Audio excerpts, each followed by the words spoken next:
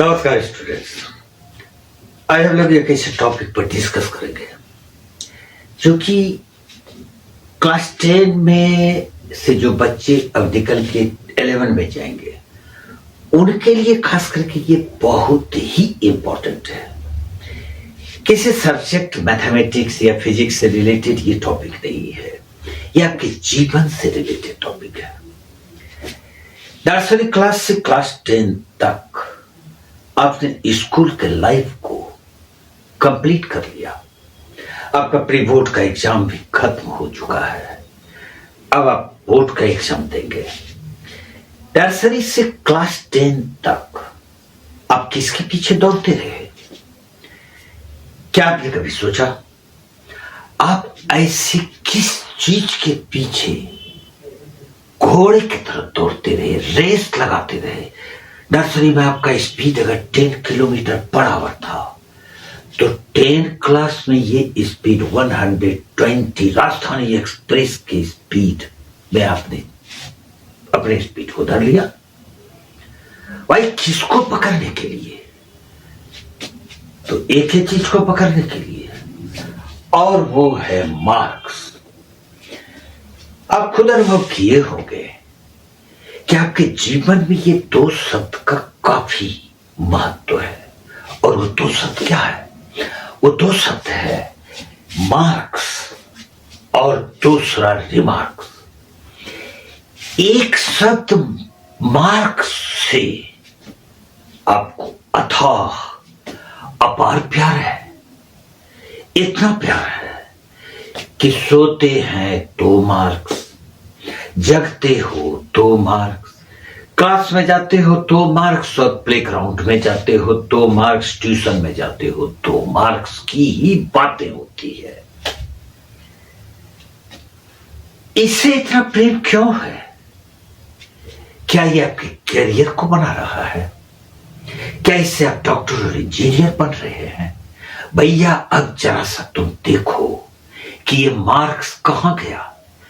Nursery class में आपने section top किया, 1 2 3 4 5 6 क्लास तक आप सेक्शन टॉपर रहे। 8 और 9 क्लास में आप क्लास में टॉप कर गए। 10 क्लास में आपने क्या किया? और अगर यहां भी आप क्लास में टॉप ही कर गए हैं तो क्या ये रियल टॉप है? क्या आपको डेप्थ में पकड़ है? अब आप अपने स्कूल से बाहर जाके एग्जाम दे रहे हैं, फिर इसके बाद कॉम्पिटिटिव एग्जामिनेशन आपके सामने होगा। जिस कंपटीशन में आप बैठने के लिए जाओगे वहां पर मार्क्स की कोई अहमियत नहीं है मेरे भाई, मेरे दोस्त, मेरे बच्चे। आपके टैलेंट को देखता है वो, आपके स्किल्स को देखता है, आपके अंदर कितना डेप्थ है, आप उस सब्जेक्ट से रिलेटेड कितने टॉपिक्स को पकड़ के रखे हैं, ये देखता है। वहां पर आपको 10th क्लास में कितना मार्क्स आया, 11 या 12 में आपका क्या परसेंटेज था, इससे उसको कोई लेनी देनी नहीं है। वहां पर आपको कॉम्पिटिटिव एग्जामिनेशन में जब अपीयर होने आप जाते हैं तो आपके पास डिफरेंट क्वेश्चंस है, अलग तरह के क्वेश्चन आते हैं। आप वहां भी पास कर लीजिए, आप में टैलेंट है तो पास करेंगे ही, लेकिन स्किल्स कितने हैं आपके पास? क्योंकि अगर कंपटीशन को पास भी आपने कर लिया तो आपका इंटरव्यू होगा। इंटरव्यू के वक्त कोई ये आपसे नहीं पूछेगा कि आपको मैथ में कितना मार्क्स आया था, आपको साइंस में कितना मार्क्स आया था। जिसके पीछे ये 14 साल स्कूल लाइफ आप भागते रहे हो, उसका क्या अहमियत है?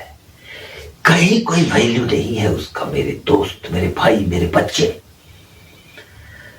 अहमियत उस बात का है, उस चीज का है जो कि नॉलेज है। नॉलेज हासिल करो। दोनों में से कोई एक ही चीज आप प्राप्त कर सकते हो, या तो मार्क्स हासिल करोगे या नॉलेज हासिल करोगे। मैं तो कहता हूं कि मार्क्स को दरकिनार कर दो। अगर आपको मैथ में, साइंस में, सोशल साइंस में, इंग्लिश में 35 आ रहा है तो खुश हो जाओ, क्योंकि क्वालिफाई तो आप कर ही रहे हो। आप डेप्थ पढ़ो, उसके गहराई को जानो, यही आपको आगे काम देगा। और ये जो दूसरा शब्द है रिमार्क्स, इससे इतनी नफरत क्यों? टीचर्स जब आपको डायरी लेके बुलाते हैं तो आपके चेहरे पर उस तरह का रोता हुआ रूप क्यों आ जाता है? डरो मत, रिमार्क्स भी हमारे जीवन में बहुत महत्व रखता है। मुझे देखो, मैंने मार्क्स हासिल नहीं किया है, मैंने तो सिर्फ रिमार्क्स हासिल किया है।